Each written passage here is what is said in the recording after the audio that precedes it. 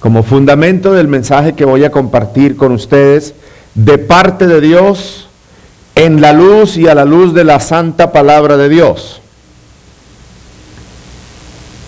Oseas capítulo 4 y versículo 6. Oseas 4:6 es la porción de la escritura para el mensaje de esta hora preciosa del día de la resurrección de nuestro Señor Jesucristo. Oseas 4:6 dice así la palabra de Dios: Mi pueblo fue destruido porque le faltó conocimiento. Por cuanto desechaste el conocimiento, yo te echaré del sacerdocio. Y porque olvidaste la ley de tu Dios, también yo me olvidaré de tus hijos. Amén, amén y amén. Así dice la palabra de Dios. El tema que yo voy a compartir con ustedes en esta hora es esos temas que no se escuchan en los púlpitos.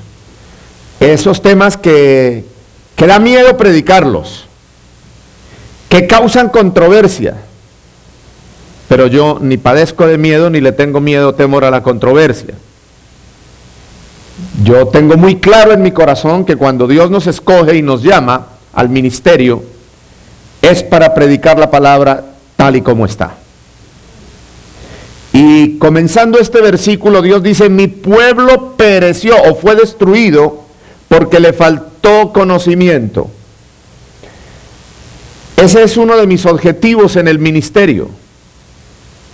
Que si alguien perezca, perezca sin falta de conocimiento, pero que mi conciencia, mi responsabilidad esté bien delante de Dios. Que yo no me sienta culpable de que un alma se pierde o se destruye, o cae en la inmundicia del pecado, porque yo no le prediqué la verdad. ¿Me hago entender? Así que el tema hoy es dificultades ocultas que debemos resolver. O dificultades ocultas que debemos conocer y que necesitamos resolver. Por ahí es el enfoque del mensaje. Y para empezar quiero decirles lo siguiente. Nuestros padres nunca nos cuentan la noche o el día o el momento en que fuimos engendrados. Es algo personal, algo privado, algo reservado entre la pareja, entre nuestros padres, nuestra mamá y nuestro papá. Así que pasamos a la eternidad y nunca supimos cómo fuimos engendrados. Nosotros nunca supimos si en el momento de la concepción nuestra, nuestros padres tenían odio o deseos de venganza contra alguna persona o contra otras personas.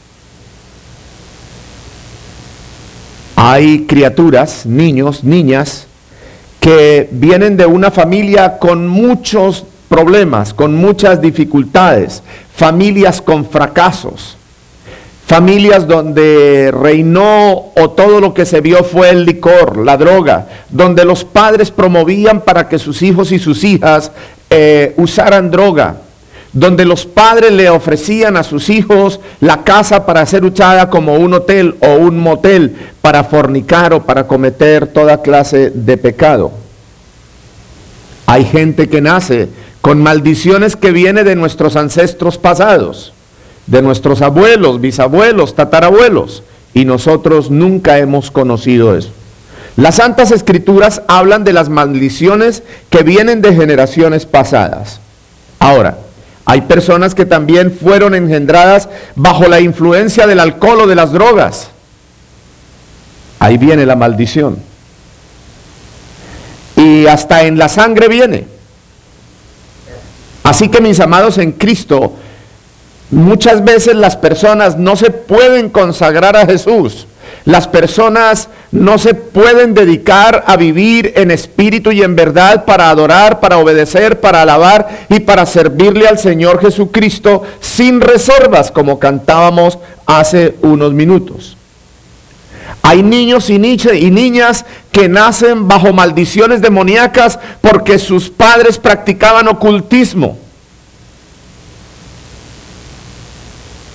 hacían brujería, hechicería, practicaban magia blanca, magia roja, magia negra, espiritismo. ¿Lo está recibiendo? Pero lo peor de todo es que no hay nadie, especialmente en los países de habla hispanoamericana, no hay nadie que se libre de alguna manera de haber nacido bajo la influencia de una maldición. Y esa influencia o esa maldición es la idolatría. ¿Había pensado en eso? Y por eso muchos hasta llevamos el nombre de un falso santo, que la Biblia dice que son ídolos. Detrás de todo falso santo, detrás de todo ídolo, hay por lo menos 1000 demonios. ¿Quién se llama aquí Francisco? ¿Nadie? Bueno, gloria a Dios. Es para darles un ejemplo. Roma lo llama San Francisco de Asís, apóstata, hereje. Fue el fundador de celebrar misas para los animales. Traiga su serpiente, su boa, traiga su perro, su gato, traiga su ratón, su conejo, su coneja, lo que usted quiera, que le va a hacer una misa para bendecirlo. Eso es apostasía. Ese es un falso santo. Y quizás a los franciscos los bautizaron en el nombre de San Francisco de Asís. Mi nombre es Luis Alfonso. Aunque no lo crean, tiene raíz hebrea. Luis, traducido del hebreo, quiere decir guerrero glorioso. Pero gentilmente, en Roma hay un San Luis Gonzaga, un falso santo, un falso Dios. Y aunque venga de una raíz hebrea, se ha colocado una maldición. Yo espero que reciban algo en esta mañana. Esa maldición de la idolatría la trajimos desde el momento que veníamos engendrados en las entrañas de la madre. Crecimos en estatura y crecimos en la maldición. Y hemos vivido atados por años en esa maldición.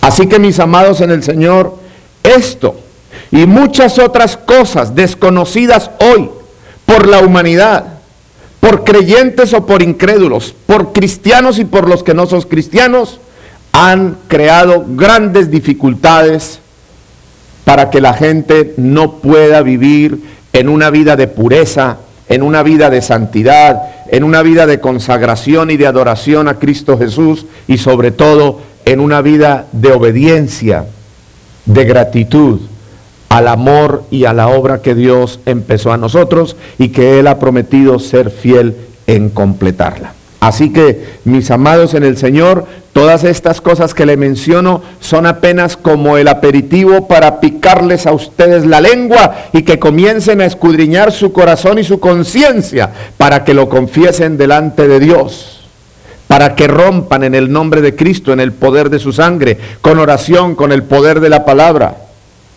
toda maldición que haya sido puesta sobre su vida, para que usted pueda probar, conocer y vivir la verdadera libertad a la que hemos sido llamados por Dios en Cristo Jesús y por el Espíritu Santo, para que usted pueda vivir una vida de pureza y santidad, pureza en el espíritu, pureza en los sentidos, pureza de pensamientos, pureza moral, pureza corporal, pureza física, y sobre todo para que caminemos en victoria en el nombre y para la gloria de nuestro Señor Jesucristo.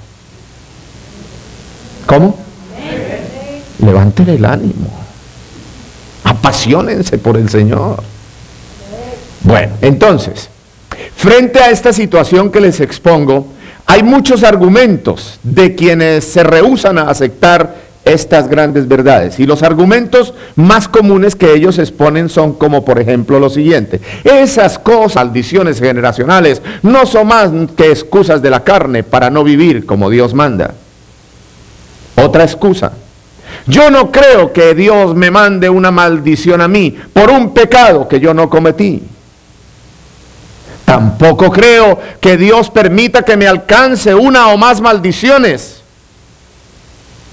sin que yo lo sepa o desconociendo el porqué. Así que, mis amados en el Señor, siempre tratamos de evadir las verdades que Dios nos revela en las Santas Escrituras, pero les voy a decir algo.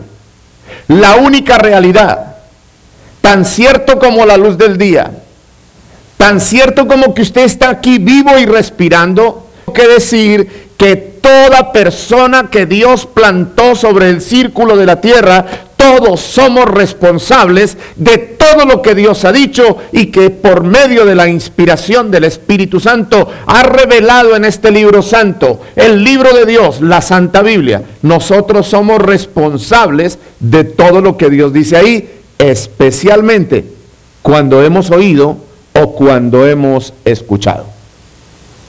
Son dos cosas muy distintas, oír y escuchar. Muchos oyen, pero no escuchan. ¿Cómo así, pastor? Ya empezó usted a cantinflear y como que me siento como medio confundido. No, de aquí nadie sale confundido. Yo le voy a explicar la diferencia entre oír y escuchar. Amén. Oír es como percibir el sonido de algo o de alguien que habla, pero no se le presta atención. Por ejemplo, si en este momento estuviera lloviendo, nosotros percibimos el sonido de la caída del agua sobre el techo, o si estamos cerca de una ventana, escuchamos el sonido del agua en la calle, o en la ventana, o en las puertas. Percibimos el sonido, pero no le prestamos atención a la lluvia. Eso es oír. ¿Y qué es escuchar? Escuchar es prestar atención con interés a la persona que nos habla o al sonido que escuchamos. Escuchar es retener lo que por interés nosotros decidimos atender para recibirlo como bendición o edificación para nuestra vida. ¿Está bien ahí? ¿Cómo?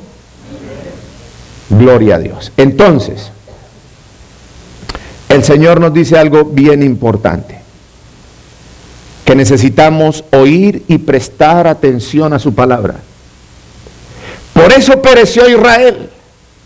Los profetas le predicaban y les predicaban y les predicaban, pero ellos oían pero no escuchaban.